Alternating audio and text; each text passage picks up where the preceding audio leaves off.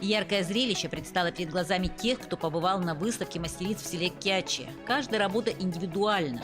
Свой стиль, манера исполнения.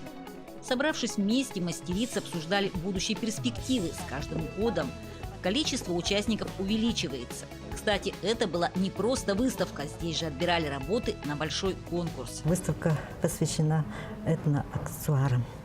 Почему? Потому что вот по республике проводится международный фестиваль-конкурс «Солнечный олень». И там вот мы хотим тоже, чтобы наши мастерицы приняли участие. Для этого мы и организовали вот такую выставку, чтобы первый отборочный тур они проходят.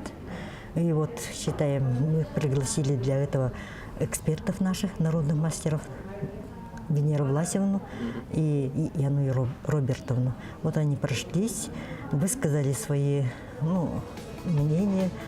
Жюри очень внимательно отсматривали работы. В таком конкурсе должны быть лучшие, чтобы достойно представить свой район. По словам организаторов, несмотря на еще не устоявшуюся дорогу, участников набралось много, а это говорит о возросшем интересе к творческому процессу. В последнее время все большей популярностью пользуются мастер-классы, которые дают опытные мастерицы. Так все шире распространяются как новые техники исполнения, так и те, которыми занимались наши бабушки, и которые долгое время были незаслуженно забыты. Елена Фаст, Максим Копылов, Алехминск.